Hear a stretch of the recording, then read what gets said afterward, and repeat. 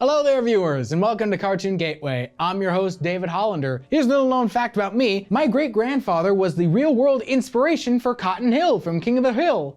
He, too, killed 50 men in the war, got his shins shot off, and is also a fictional character on that timeless subject, war. What is it good for? I can reference that song all I want, but what I want to know is, why is it in our TV shows? Yes, this is another example of an episode I'm making because I don't get why a topic is so frequently visited in cartoons when it really doesn't have to be. You know, like my romance episode, the one that I also don't think anyone watched. We need the viewership. We need... War is a heavy topic, the literal one thing no child should experience, and yet it's in cartoons. Things that companies market to children. Yeah, I'll say till the end of the day that cartoons are for everyone, but there's no denying that there are cartoons consciously promoted to kids. An entire generation has been gaslit into thinking that cartoons are just kid stuff. Don't worry, that generation's almost dead anyway. There won't be a problem much longer. My question is, how do cartoons depict war? And is there anything we can glean from that? And to clarify, I do mean shows that are generally kid shows, because adult animation can generally get away with a lot more. It's a whole other conversation, so it's not as interesting. I might pepper in a few of those, we'll see. But I don't care if this is interesting or not. Cartoon Gateway is my show, and I can talk about whatever I want. What? Seriously, this is public access. I can say whatever I want. No one watches public access. Watch this. Top 10 people you can and should kill. Number 7 won't surprise you. There's not much preamble to this. Don't expect anything profound or heavy, at least on my end. I just want to clarify before we get into it that I've got a lot of respect for those that fight in the military. I know I'm a guy on a screen. I could be lying about anything at any given moment, but I want to truthfully establish that so I'm not misconstrued going forward. So let's get right into it and cover something I was recommended recently. Hey Arnold, more specifically Arnold's Christmas. Yeah, remember my holiday episode that I had to cut down because I got so many recommendations? This was the first recommendation I got after filming that episode. And honestly, it's probably more worth talking about here. Starting off with a heavy one, Hey Arnold straight up showed the Vietnam War. A wild experience, because I didn't have much exposure to Hey Arnold as a kid. I always knew of it by reputation. The Jungle movie was highly anticipated and like the biggest thing in the world for about a month before vanishing from the popular zeitgeist. And I knew the show was gonna cover heavy topics, but dang, just show Nam. G.I. Joe would never. Well, tell a lie, they don't show much. In said episode, Arnold has to find a secret Santa gift for his neighbor, Mr. Wen, who's always sad around Christmas because it was around that time of year he lost his daughter due to the Vietnam War. Don't worry, no dead kid, I just phrased that weirdly. He took his infant daughter to escape the war and gave her up to an American soldier to get her out of the country. He did know she ended up in Hillwood, but could only get there 20 years after she did. So Arnold decides to track down Mr. Wen's daughter. But that's the Christmas plot. We're not here for that. A lot of people already talk about this episode for how heartwarming it is, rightfully. I want to talk about the production troubles. The first problem with depicting war in a cartoon, companies don't want to depict a specific war. This isn't some made-up fantasy series. The Vietnam War really happened, and executives didn't like bringing real conflict into their children's show. I mean, they let the Pigeon Man in for some reason. The writers and Mr. Wen's voice actor had to fight really hard to get this episode made. Nickelodeon even pulled the plug about halfway through production. The only reason they changed their mind was some executive showed his own kid the episode, and based on that kid's reaction decided it was worth making. As for telling a refugee story, you don't often see those in cartoons, at least not realistic ones, and it's rather tasteful. They don't show the actual bloodshed, but they do show the panic and fear in civilians, the real urgency to leave the country, and the desperation that led to Mr. Wen giving his daughter up so she could have a chance at a better life. Hey Arnold tackled some other wars. The Veterans Day episode had World War II and Vietnam War stories through Arnold's grandpa and Gerald's dad, though again, both stories don't really focus on the actual fighting.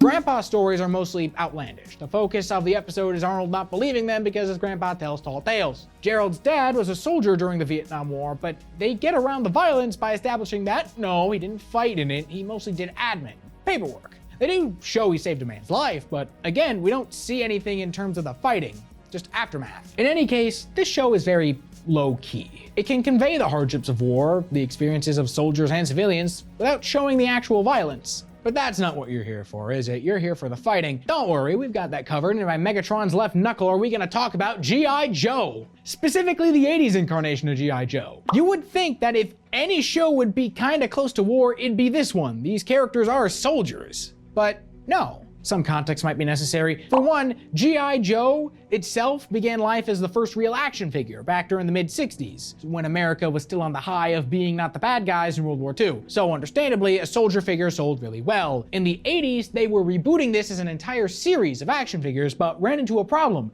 This was the 80s. We hadn't even been out of Vietnam for a whole decade yet. And between that war, general anti-war sentiment amongst the counterculture of the time, and the rather public, poor treatment of veterans of Vietnam, the understanding was, hey, maybe we can't get away with having our main characters be soldiers. Problem, it's literally called G.I. Joe, as in GI, American slang for a soldier. Any reimagining of this brand was going to be heavily military-centric, so how do you do that in the early 80s? The answer? There's not a war. These aren't the army, they're an elite anti-terrorist task force. And the bad guys, they're... Let me see if I have this right. Ah yes, terrorists. Maybe declassify their actions and there might be a war, but for now, no. Quite the stretch to have a show all about soldiers, but no actual war. And while transitioning to the topic of war crimes, I want to bring up the Battletech cartoon again, because no one else will. This series is a very standard example of how war is usually depicted in American cartoons. A small, ragtag team of characters you can keep track of, obvious villains, basically no one dies, and if they do, it's without comment. A very sanitized take on actual armed conflict. That's not the only reason I'm bringing up this show. I'm harping on it because the Battletech cartoon is kind of the exception among its franchise, because the Battletech series as a whole, good God! So many atrocities, so much moral ambiguity, and to reiterate, so many atrocities. To be the kid who got into Battletech because of this show and who subsequently lost their innocence learning about orbital bombardment and the consequences thereof. To reiterate, in most American cartoons, war is simply fought by main characters, usually in action shows, and they do the superhero thing where only cannon fodder dies, unless they want to get serious. It's just an extension of the superhero genre, just with a lot more bodies. Kinda implants the lone soldier fantasy into a kid's mind. But you know, funny enough, if I want to bring up war crimes, I'm not gonna talk about a show based on a series where war crimes happen. Nah, I'm gonna talk about Steven Universe, because I don't see anyone else talk about this and haven't since the last time I brought it up. I've said before when talking about Steven Universe, if you want to be technical, nearly every character who fought in the war depicted in this show is a kind of war criminal, or does something that would constitute a war crime during peacetime. Lapis should thank her lucky stars she didn't try that stunt with the ocean during the actual conflict. That probably killed more marine life than gems killed humans. Even leaving out the gems that fought for Homeworld, like Jasper, who, even if we don't know what she did during the war, she definitely has the capacity to do stuff like that. So many war criminals. Lapis was kept in a mirror, still alive, and the other gems knew about her, so cruel and unusual punishment for our main cast right off the gate. Bismuth made a weapon that would have revolutionized warfare. Not strictly a war crime, but certainly Oppenheimer-esque, so gray area. Spinel endangers civilian targets, heck, most gems do. The diamonds committed the ultimate friendly fire, which may not be a war crime, but is certainly unsporting. If I were feeling particularly mean, I'd say that Garnet is a war criminal herself for putting a civilian in danger during an armed conflict. Even if the civilian in question is Sapphire. The civilian in danger is just half of herself. That logic made Joan of Arc a war criminal in history class. It works for Garnet. The show's solution for this? Just not address it. And frankly, I can't knock that. The show is trying to tell a story about the aftermath of a war. Obviously, they're not going to litigate everything that happened, nor hold aliens to the standards of humans' international law. It certainly goes into individual trauma, but nothing that broad besides Pearl's PTSD, which even that is uber specific to her. The result is that people just have to live with the trauma that happened and either become better or sink into their own tendencies. Some might call that unrealistic, to which I bring up the ancient wisdom. It's only a war crime if you lose. Going from one thing Rebecca Sugar worked on to another, Adventure Time, that show that famously changed animation for a decade, and I have talked about both positively and negatively. In fact, I've talked about it so much before, I kind of summarized my point earlier, like, they really kept us enraptured in escapism from our horrible, horrible world and showed us the land of ooh. Then he yanked back on the chain and went, psych, the land of ooh is just post-apocalyptic Earth and you all fell for it. There is no escape from the horrors, registered trademark. It completely changes the way the show feels and how we all view the series. It turned the entire show into a prolonged tragedy about the human race. I'd love to get into this more, but my spidey sense is telling me I'm gonna do another episode where such talk would be much more appreciated.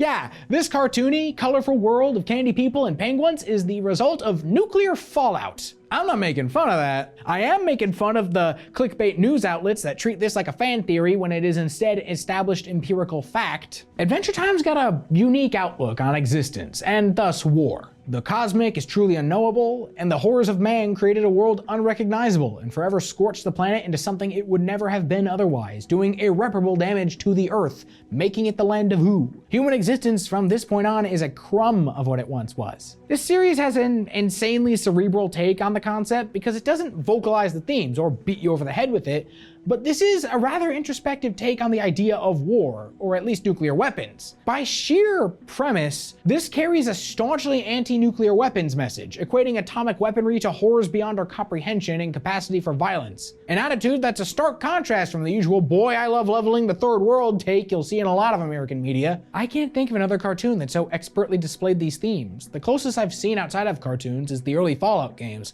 and even then, only the early ones. But by far, the biggest and most stark anti-war anything I've seen in a cartoon goes to an anime, which I know the less hygienic among you will say is not a cartoon, to which I say, you don't have rights anyway, I don't have to listen to you, you're probably number 7, wouldn't surprise me. For a guy like myself, I surprisingly have never given the Gundam series any mind. That felt weird to me. I watch the Autobots and Decepticons fire lasers at each other, why can't I watch whatever the Gundams do? Well, I was in for a rude awakening, because Mobile Suit Gundam takes absolutely no prisoners. It might be quicker to list the atrocities that aren't committed across the many iterations of this series. Soldiers are crippled, afflicted with PTSD, or otherwise insane, and that's ignoring the genocide and chemical weapons. And you would think this show has some restraint, to which I say, here's a child soldier getting his head blown clean off. Yeah, obviously the thinking is that kids shouldn't be exposed to the horrors of war, to which Gundam reminds us, they probably will be anyway. That's probably why I don't think there's anything wrong with showing war to kids in cartoons. It's a safe way to experience emotions like fear or sadness. A kid may not know of the horrors, but the horrors will know of your kids anyway. God, that got depressing on us, didn't it? Let's dial it back a bit and go to a different anime that depicts war, or more specifically, death, in a way I think is interesting and safe for kids to experience. After all, it'd be a disservice to call Gundam a kid's series. It's blatantly not. So what is a kid's series? Bakugan. Yes, the show about the ball monsters can also teach your child about execution by the state. Probably because I talked about the show very recently, I still have Bakugan on the brain. This is one of those war is fought by name characters only deals from before, but what stood out to me is how the show handles the deaths of human characters, or at least human adjacent characters. Non-Bakugan. I do want to elaborate on this, and to do so, let's start with the show's second season. Actually killing characters gives their story some weight. A story that never finishes, that's just annoying. A story that never finishes because it was cut off is tragic. Exhibit the Vexos, the season's main villains, most of which either die or have death play a role in their redemption arcs. Volt, the team's most honorable member, straight up tried to abandon them once he realized, hey, maybe fighting for the clearly insane king isn't as good as fighting for my people. Heck, his old partner Brontes was left wandering the wilderness last we saw him. He could use a friend. All Volt had to do was get out. He even beat Hydron in a brawl. Nope, into the space portal of death you go, Volt. And he wasn't even that bad of a guy. He's just a soldier, really. The worst thing he did was almost take Hydron down with him. Then there's Link, the Vexo's personal Starscream, who you figure would have betrayed them eventually, but what sticks out about him is he had genuinely altruistic intentions when he did, to make good by Alice, one of the only people to treat him with kindness. And he is able to provide her invaluable intel, but at the cost of his life. Now, sure, you can argue since these portal things lead somewhere that maybe he and Volt are still alive, but either way, we never see them again, which is kind of like real life death now that I think about it.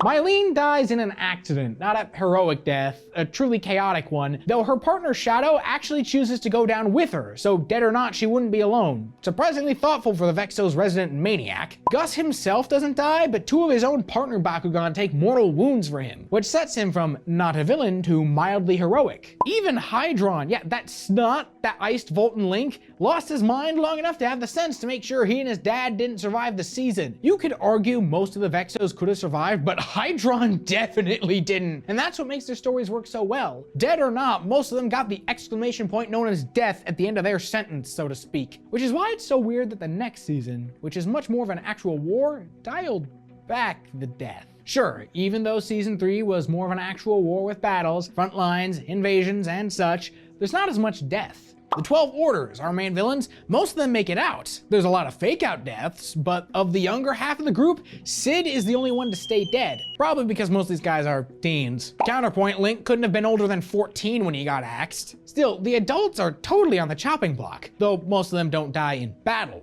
Kazarina gets betrayed behind closed doors. Gil and Erzel get blown up for being traitors. And as I said last time I talked about the show, Stoica got obliterated by friendly fire. Everyone else gets fake-out deaths. And this is all ignoring the fact that the main heroes never die, because I guess Link is the only child we're allowed to kill. Seriously, what was wrong with that? What was going on? Let's put this to bed for now and breach a new topic. You might have already picked up on it throughout this episode. I'm relapsing. Okay.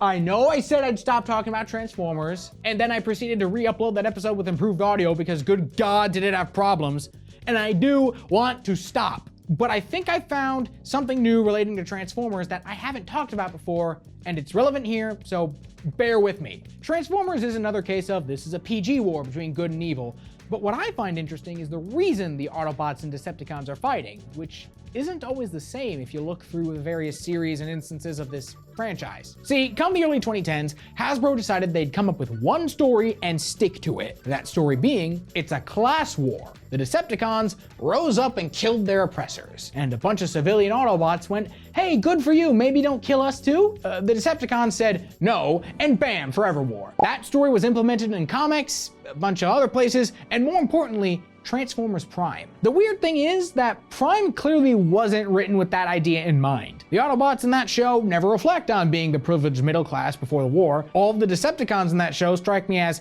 at best, cartoon supervillains, at worst, serial killers. Heck, the Decepticons have the Viacons as laborers, meaning the oppressed underclass made their own underclass to oppress, and no one examines that? Future shows did continue this narrative, but never paid it much mind. Cyberverse and Earthspark both establish it's the case, or pay brief lip service to the idea, then go on business as usual. The Netflix War for Cybertron cartoon actually did dive into the concept a little deeper, but couldn't commit to the cons being righteously angry, and once again made them all cartoon serial killers who massacre their own and leave Autobots on pikes like animals. It seems like Hasbro realized over the course of the decade that it was getting harder and harder to sell the Autobots as the good guys and the Decepticons as villains with the narrative that the cons were genuinely oppressed laborers. So when Transformers 1 hit theaters as the big Transformers origin movie, they took the opportunity to change that. In this movie, the Autobots were the underclass of laborers and mine workers who were oppressed by big government and thus rose up against their corrupt leaders. The Decepticons fought with them.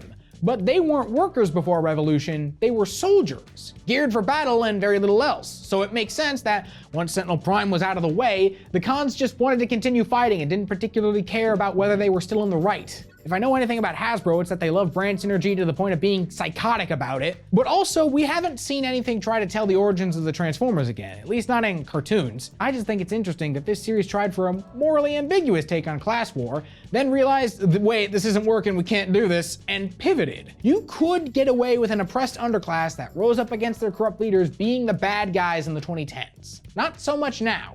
Do with that what you will. Let's talk about anything other than Transformers, right? How about something far more pleasant for the general audiences? The Second World War. World War II is an odd subject that keeps coming up in cartoons. Obviously, it's one of America's sole moments of glory during the 1900s, so you want to milk it in popular culture. But also, nobody wants to teach their kids to recognize Nazis, or they don't want to teach them all the war crimes at once, which is slightly fairer reason not to talk about it. The result is a lot of cartoons show World War II without the Nazis. The most common version of this is in Marvel media, which again is baffling considering Jack Kirby's long documented strategy for dealing with Nazis was rolling up his sleeves and throwing haymakers. Marvel is inexplicably tied to World War II, mostly because of two characters, Captain America and Magneto. One's a headlining Avenger, the other is the main antagonist of the X-Men. They can't retire the characters, so in World War II they remain. Captain America technically predates Marvel as a company and was created during World War II, to the point where it's integrated into his backstory. He fought in it, specifically against the Germans. If you do Cap in a cartoon, you probably do the war. How do you show the war without the war crimes?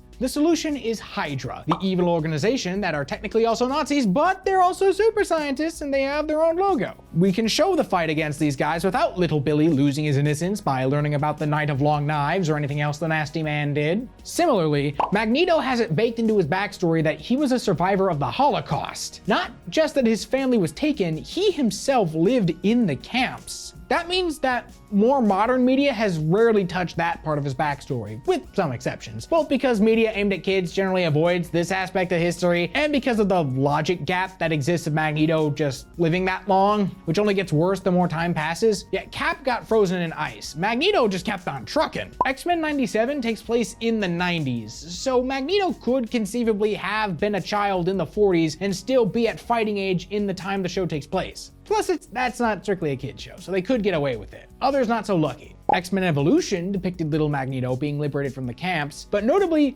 only called them POW camps, not concentration camps. Technically not wrong, but you can tell Kids WB was hesitant to call a goose a goose. Didn't stop CN from letting the Justice League cartoon show Hitler. So how do cartoons handle the Second World War?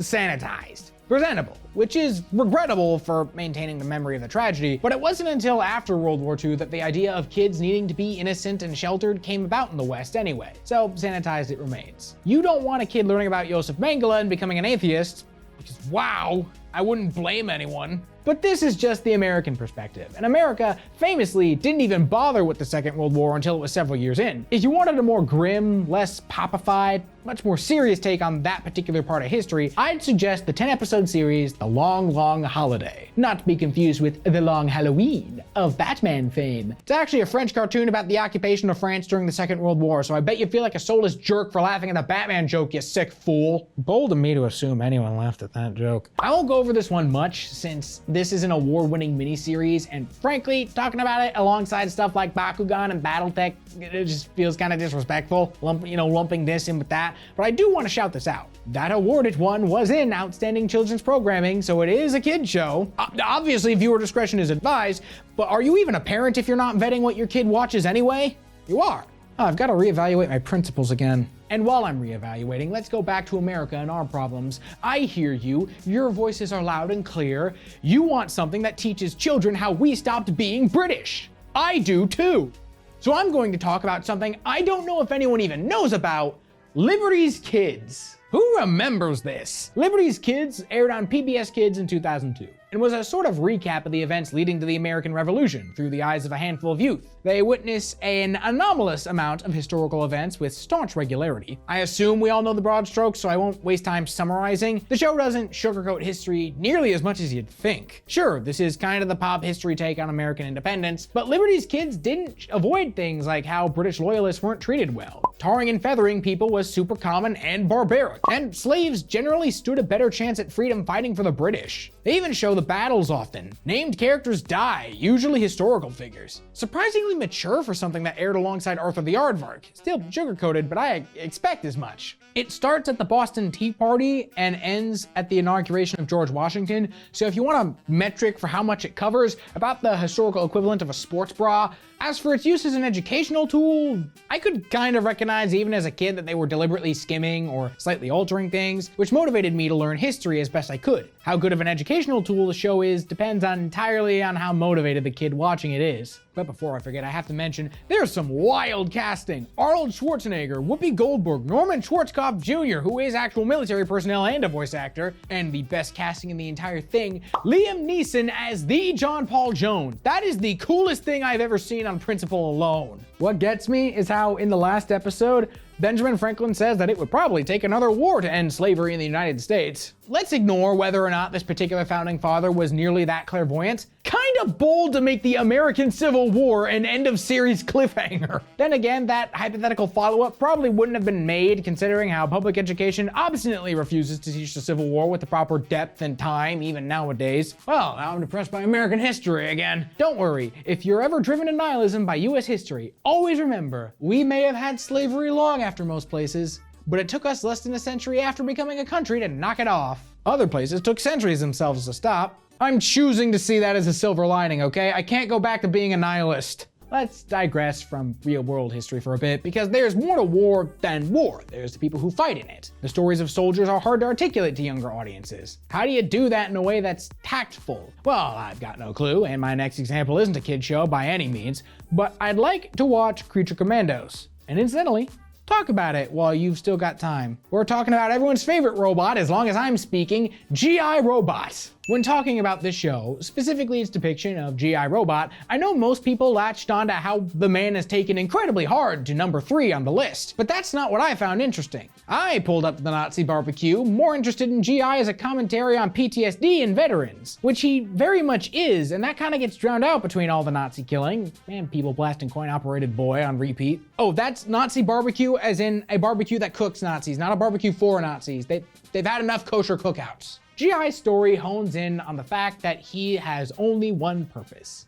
killing Nazis. He did so quite expertly, and even found camaraderie among other soldiers he fought alongside. So when the war ends, what happens to him? Well, the same thing that happens to a lot of veterans, which is to say, he gets paraded around a bit only to ultimately be left by the wayside of society, forgotten until the day his programming came back and he did what he'd always done. I'm saying programming in quotes, because though the story is literally dealing with a robot program for one thing, G.I. isn't that. There's more to him than his programming. He found friends in the past. He found friends in the present. He wasn't programmed for that, but he has a purpose he was made for: being violence. So when enough external stimuli prods at his literal programming, he ends up in a blind rage gunning down everyone around him. It's very clearly analogous to a veteran having a particularly destructive bout of PTSD. G.I. doesn't have trauma in the same way we think about it, but he does have instincts from being in armed combat. Part of him will always be back in the war, so is it fair to blame him for his actions when he's not entirely all there? I didn't have much more to say about G.I., but I did want to talk about this because I think the show did a pretty alright job doing a story of a war veteran's PTSD, even if briefly. It got sidelined by a lot of the other stuff going on, but it's still there, and what's there is done well. So that's it. Every major thing I could think of. It's not like there's something with war in the name that did cartoons. Absolutely not. Nope. Don't need anything else worth discussing.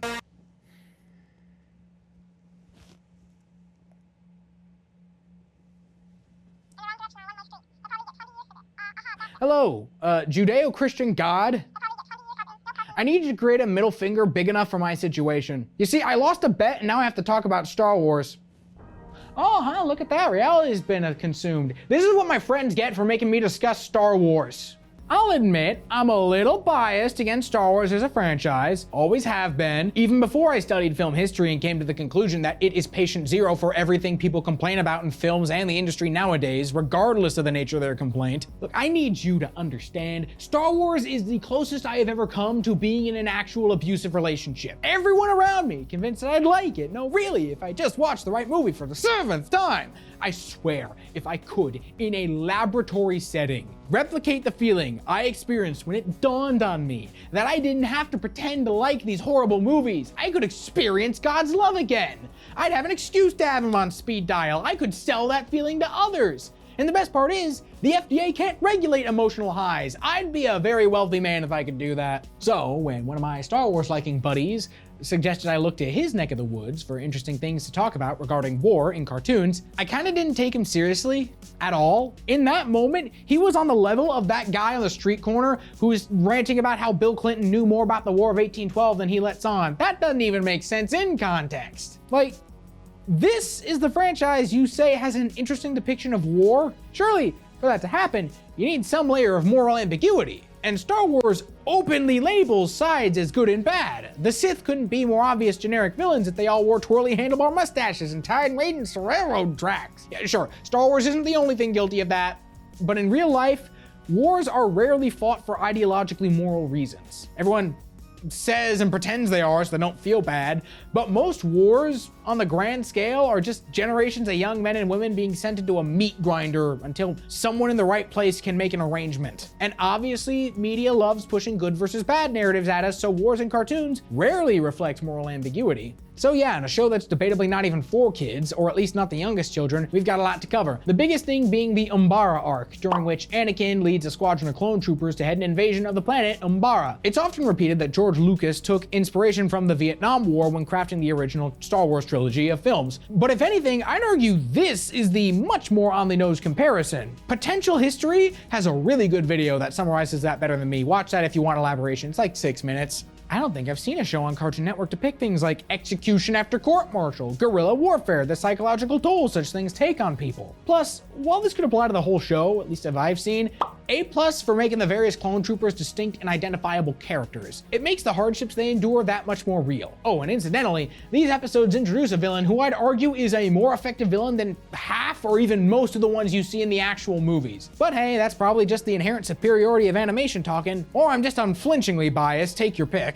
I'd say, from what I've seen, the Clone Wars here, again, at least what I've seen of it, is legitimately one of the best series to watch if you want something authentically melancholy, occasionally difficult to watch for all of the right reasons, and legitimately mature for its demographic. Well done, Clone Wars. I'd talk more about the show, but I simply haven't watched more at the time of writing. Look, this was a very late addition to the script. My immune system can't take much Star Wars, and I'm on a time crunch to make this episode anyway. So if I have anything more specific to mention that doesn't apply to the whole series, I'll just slap that into the script here. Nope, guess not. Sorry if I disappointed you, but I've done it before and I'll do it again if you're not careful. What kind of thesis is there for this episode? I guess the main thing is there kind of isn't one. American animation, heck, animation across the board, is incredibly inconsistent with how it handles these things. I didn't even get to things like how Battle Force 5 did an episode about POWs, or the whole thing with Ba Sing Se and state censorship and Avatar. The main takeaway, at least mine, was that the things that I held in generally higher esteem were the ones that didn't dumb things down or make them immature for a kid audience. Hey Arnold, the Clone Wars. Heck, even Liberty's kids had the cojones to show actual character death. Like I said before, I get the protective instinct of parents to shield their kids from such horrific things. But these things exist whether you protect your kids from them or not. And at least cartoons make a controlled environment for kids to experience things like dread, fear, sadness. That'll always be better than the alternative, which is to say, an uncontrolled environment. Tune in to other episodes of Cartoon Gateway for more cartoon discussion, or maybe more little known facts about me, such as, number 1 on the list of people you can and should kill is zombies.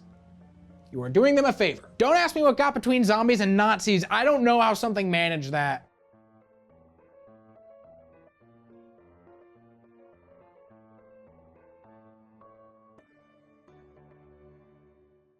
But that's not what you're here for. You're here for the fighting.